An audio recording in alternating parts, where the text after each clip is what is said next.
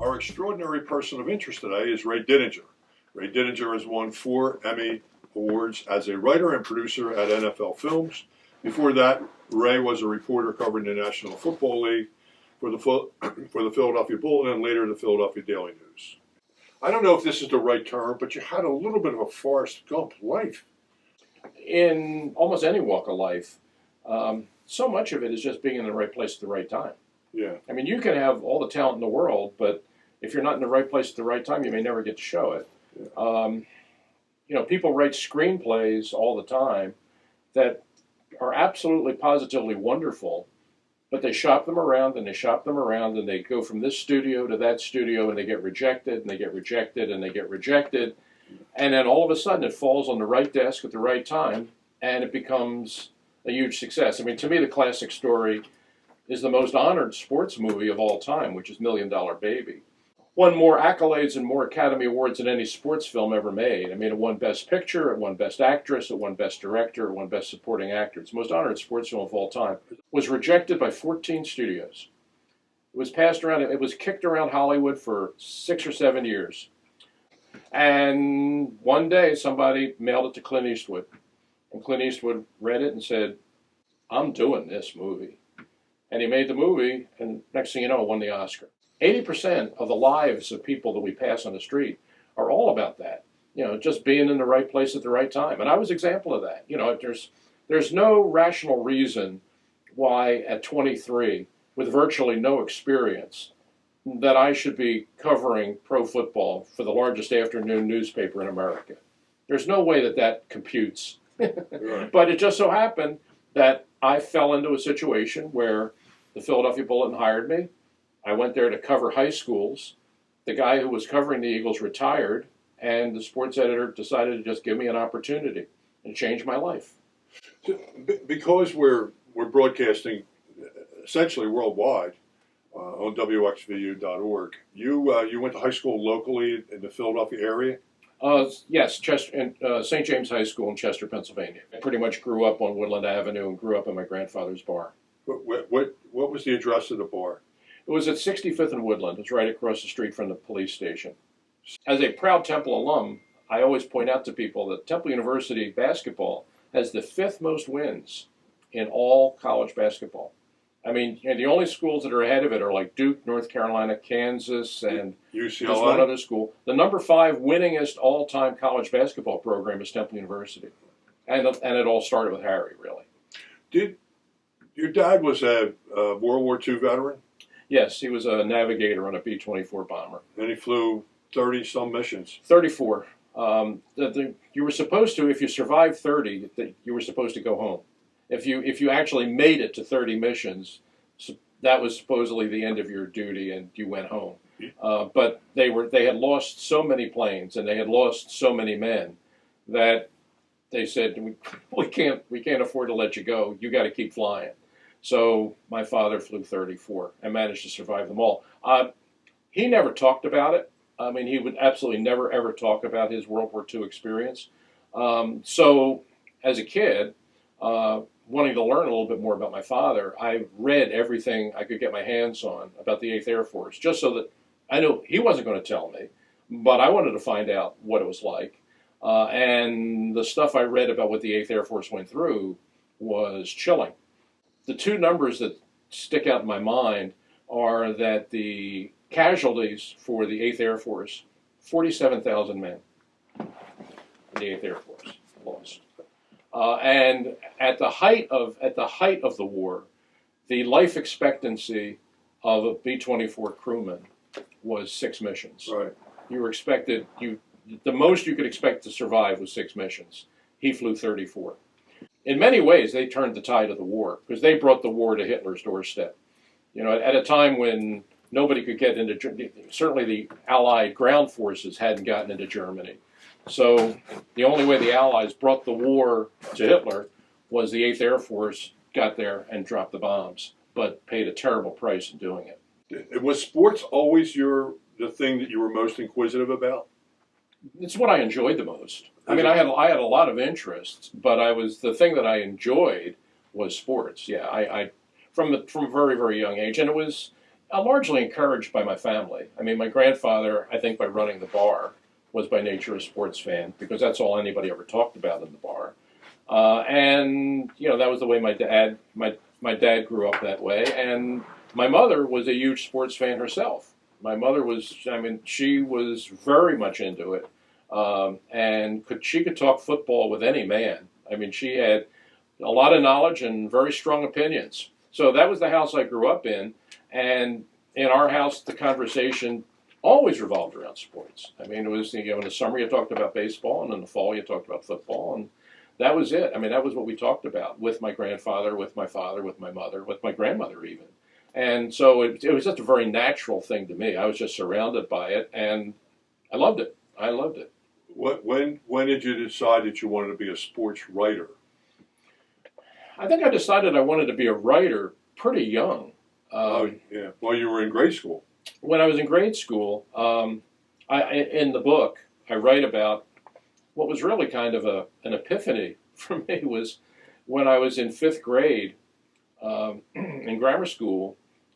One day in class, our teacher, Sister Claire Ursula, gave us an assignment. She said, I want all of you now to sit down and write an essay about the person you most admire. And it was just something to keep us busy for an hour in class. So I just wrote an essay as everybody else wrote the essay. And I turned it in. And the next day, Sister Claire came into class, and she had all of our papers stacked up, and she had graded them all. Before she passed them out to everybody, she said, I'm going to give you back your papers. I've graded them all. She said, before I do, I want to read one essay that was written by one of your classmates. I want to share it with you. And she started reading it, and it was mine. And she got to the end of it, and she said, Mr. Didinger, you should be a writer, is what she said. And it was the first time in my life anybody ever told me I was good at something. Mm. You know? And when that happens, even if it's in the fifth grade, it really has a profound effect on you, you know. And I remember thinking, wow, if Sister Claire said that, I guess that must be true. And so, I mean, if you ever asked kind of where did the whole writing thing start with me, it probably started that day at Our Lady of Peace Grammar School. But by the time I got to high school, I kind of decided that I wanted to be a writer. I kind of decided I wanted to be a writer. And then, given the fact that by then I was this huge sports fan, I figured, well, if I'm going to be a writer, wouldn't it be great if I could write about something I really like, which was sports? So that became my goal, was somewhere down the line to find a way to bring together the one thing that I actually kind of seemed to be good at, which was writing, and bring that together with the thing that I really loved, which was sports. And boy, if I could make a living writing about sports, wouldn't that be wonderful? And, you know, luckily, it sort of all worked out. Do you think that the sports reporting has evolved from what you did to what it is now? Well, it's changed dramatically. It's changed dramatically from what it was when I was first reading it, when I first grew up reading the Philadelphia Bulletin and reading the Inquirer and reading the Daily News. As a kid, when I started reading the sports sections, sports writing then has changed dramatically, and it's even changed from when I was doing it, which wasn't all that long ago. I mean, you're talking about the 50s, 60s. Yeah, it's totally different. But, I mean, I continued working at writing for newspapers to 1996. And even from then till now, it's changed dramatically. It's really, really different. It's totally different. The way, the whole philosophy, the approach, the way things are covered, the immediacy of it is probably is one of the biggest differences. Now it seems like the premium is on getting it first, as opposed to getting it right. I mean, when I first started in newspapers, I mean, my first editor told me I had to have 3 sources before I ever wrote a story. Now, it's if you hear something, it's boop, boop, boop, boop, boop, boop, boop, and it's out. Yeah. So we weren't getting stuff out as fast back then, but I think our batting average in terms of getting it right was probably higher. What was the first job you had Uh, out of Temple? First job out of Temple was Delaware County Daily Times, which was then in Chester. I went in there hoping to be a sports writer. At that point, that's what I really wanted to do. And he said, well, we only have a 3-man sports department. We only have, and he said, we don't have the budget to hire another sports writer. He said, but I do have an opening in news. So I said, okay, I'll take it. And he said, look, I'll tell you what, when fall comes around, he said, we're always looking for stringers to cover high school football games. With only 3 sports writers, we can't cover them all, so we're always looking for people that'll cover certain games. So, Monday through Friday, you'll cover the news, but on Saturdays in the fall, you can go out and cover a high school football game. I said, fine. So I just wanted to get my foot in the door. I just wanted to get a job. That was the first thing. And I figured once I kind of got in, then I'd find my way from there. But you got to get in the door first. And so that was my opportunity, the Delaware County Daily Times. So I started there, and I still remember what they paid me. They started me off at $100.25 a week. Well, I went home that day. I was still living with my parents, and I went home that day, and I knew my father was coming home from work, and over dinner. The good news, which I'd gotten the job, but then I knew he was going to ask me what I was going to be paid, and $100.25 was well below what I was hoping for. So he said, so how did it go today? I said, well, great, I got hired. I said, I'm not going to be writing sports, I'm going to be writing news, but I'm going to be a full-time newspaper man. And he said, oh, that's great. He said, well, what are they paying you? And I could never lie to my father. In fact, I'm a terrible liar anyway, but especially I couldn't lie to him. So I'm trying to think of a way that I can tell him what I'm making without it sounding too terrible. So I said, I'm making $125. So that was where it started, and I was there for almost exactly 1 year. And the following June, I got a call from Jack Wilson, who was the sports editor of the Philadelphia Bulletin, who said that their high school the guy that was covering high schools for them was retiring, and would I be interested in joining the Bulletin sports department?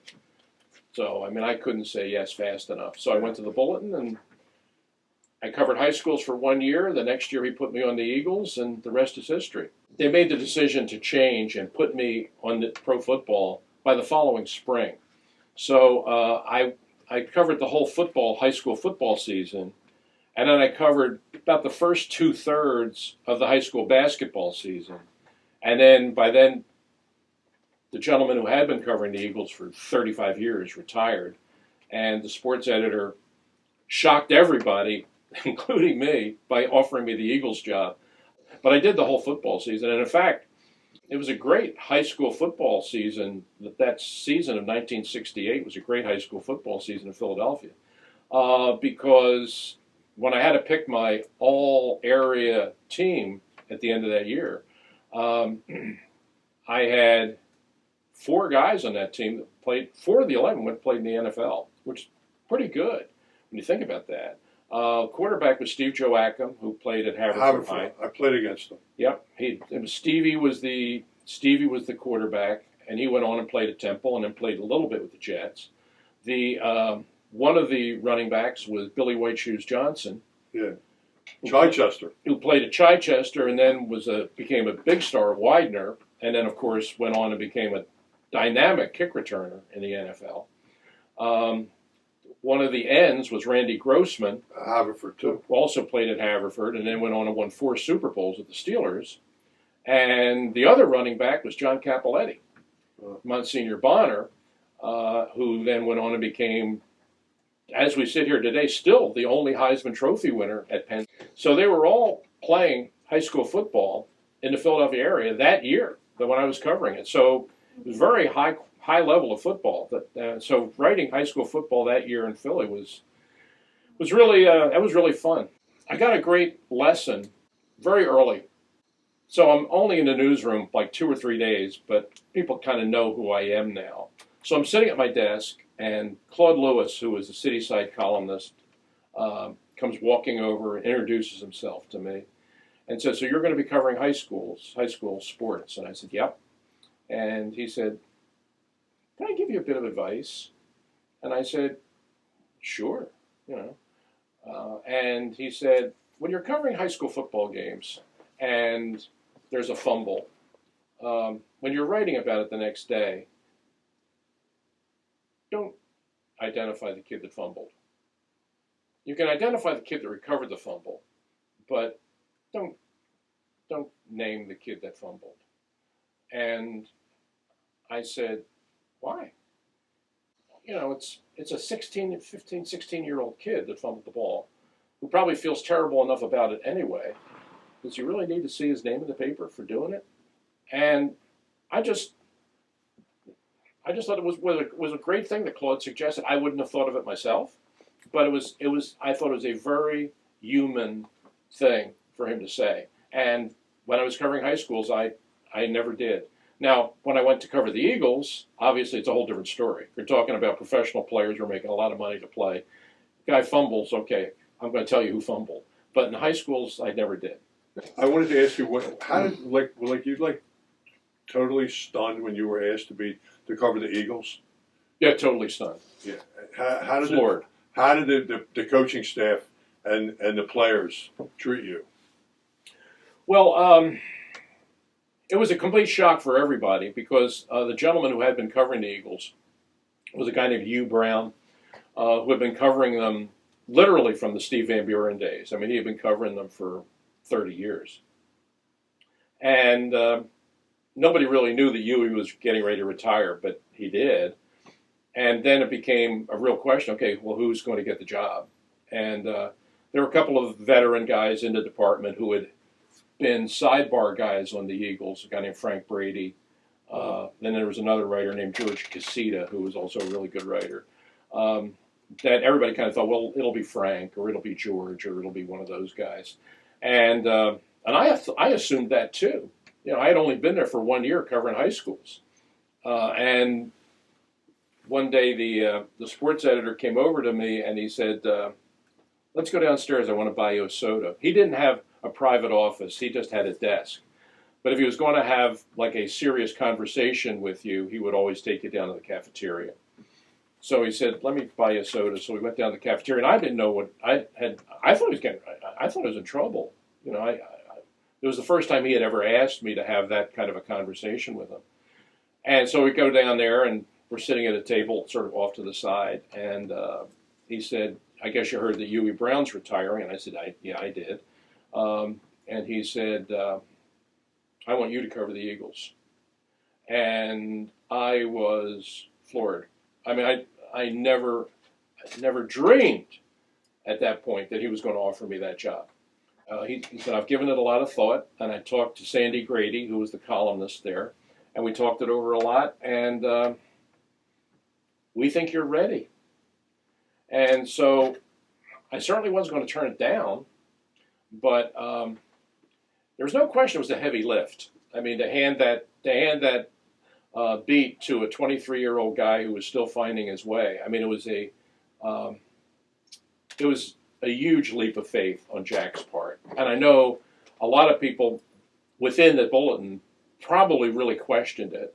But he gave me that opportunity, and then it was up to me to make the most of it. That first year, actually the first 2 years, I felt very out of my depth. I felt very out of my depth. And part of it was being so young. All of the other reporters that were covering the team were veteran guys who were older guys in their 40s, had been covering the team for years.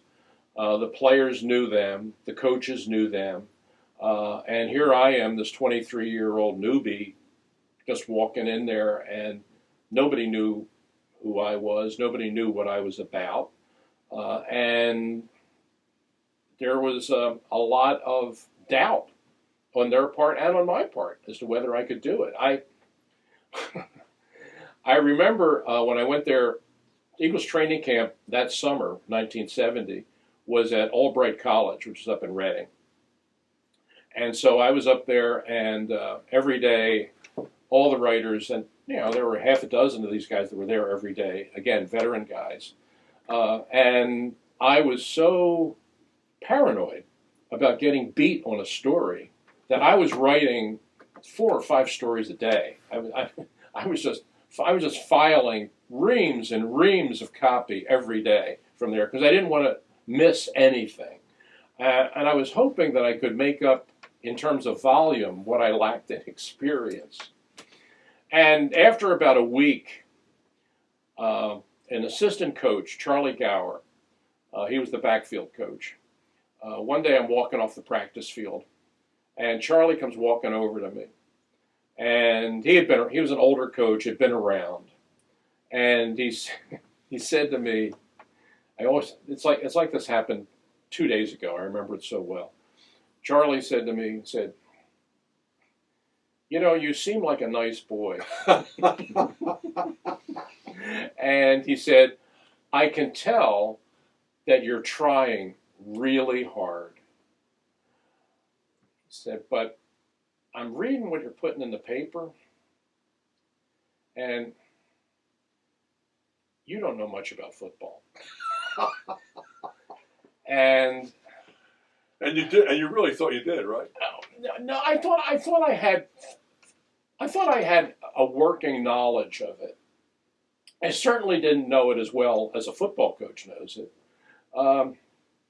But what he said was, he said, every night in the dormitory, in my room, I watch film.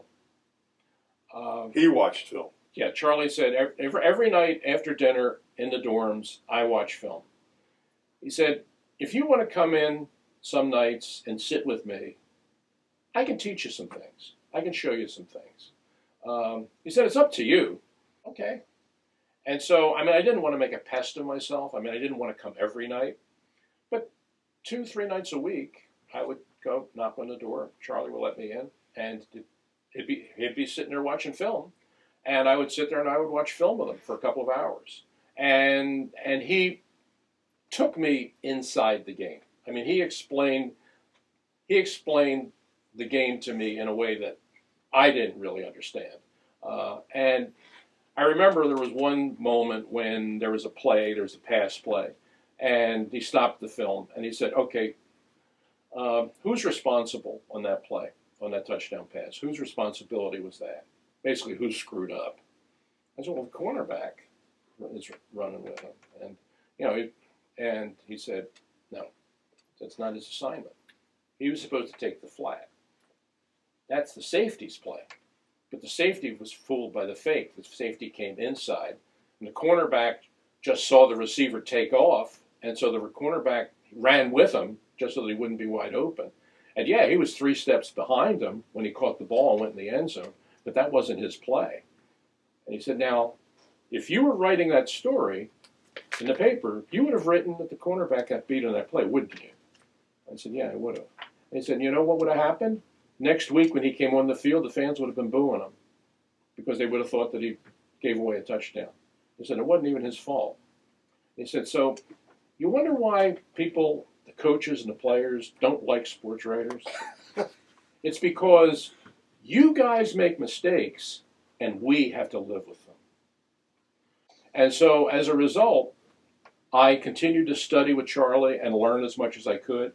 And look, I never got to the level of knowledge of a Charlie Gower or a Buck Shaw or a Dick Vermeil, but I learned a lot more.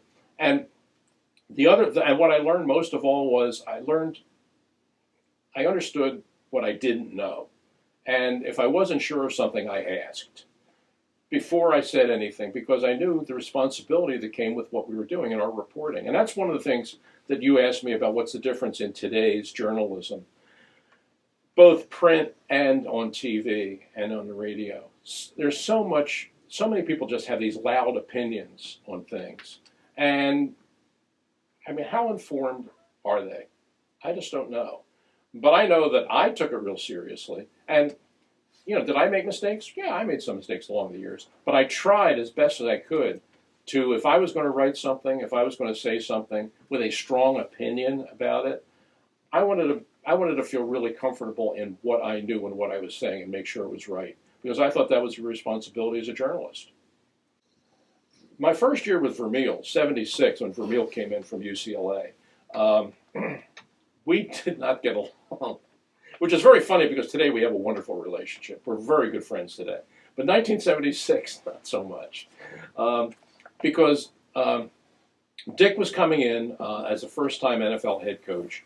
He was coming in from UCLA, where he had just won the Rose Bowl and it was a really successful guy. And he inherits this ramshackle, beaten-down team that hadn't won in a decade. You know, bad roster, bad morale, bad ownership. Mike McCormick. Yeah, no draft choices. They had all been traded. McCormick had traded away all of his draft choices. It might have been the toughest situation that any NFL coach has ever inherited. I really mean, I don't know if any coach ever walked into a tougher situation. And I fully was sympathetic to his plight. And I could tell that the guy was working his butt off to try and fix everything. But the fact of the matter was he still had a really bad team. And so one day, Vermeil sort of pulled me aside and said, I need to talk to you.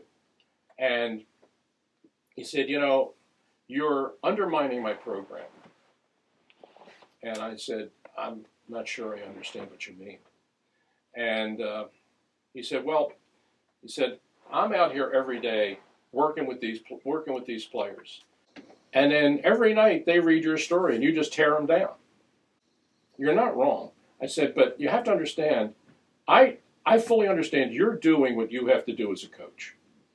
Every day you do have to build these guys up. You do have to coach them. You do have to try to make them better. That's what you're here to do. That's your job. My job is to come here as a reporter and write what I see. And I hate to tell you this, but what I see is a bad football team. That's going to be lucky to win 4 games this year. And as a matter of fact, they did win exactly 4 games that year. And he got just really furious, and he just said, just go ahead and write what you want, and he walked away. But it worked out exactly that way. I mean, by year 3, he had turned the thing around, and they were on their way to the playoffs, and I wrote stuff about, I thought they deserved Coach of the Year. And I think now when he and I talk about those days, and he sometimes tells the story about the day that he threw the newspaper at my feet in the dining hall and stormed out in front of everybody, which was a very uncomfortable moment. He looks back on it and says, I'm really sorry I did that. I said, it's a little after the fact now. That was 1976. That ship has kind of sailed. I said, but I never held it against you because I understood what you were trying to do. I understood what you were trying to do sooner than you understood what I was trying to do. Right. But ultimately, we came to an understanding, and now we're fine.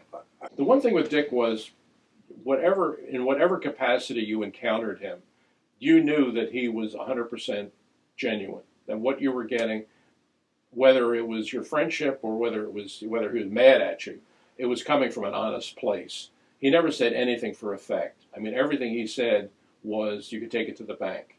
And that's why he developed such a great relationship with his players and how that relationship continues to this day. I mean, I remember Ron Jaworski, who's just a wonderful guy, just an absolutely a prince of a guy, said to me one time, he said, there isn't a day that goes by in my life that I don't think of something that Dick Vermeil said. I think it's one of the reasons why he was successful everywhere he went. He won at UCLA. He built the Eagles up from nothing and got them to a Super Bowl. He was out of football for 14 years, came back, took over a Rams team that was every bit as bad as the Eagles team that he inherited, and in 3 years won a Super Bowl. Right. Retired again and came back with the Kansas City Chiefs and turned their program around and built the foundation of what they became now. I mean, if you do that once, that's pretty amazing. You do it twice, even more amazing. Do that 3 times, you're in the Hall of Fame. And that's where he finally wound up. And I was happy to go out to Canton and be there when he was put in the Hall of Fame because in my mind, there's no question he's a Hall of Fame coach. Yeah. From WXVU.org, broadcasting worldwide from Villanova. Thank you and have a good day.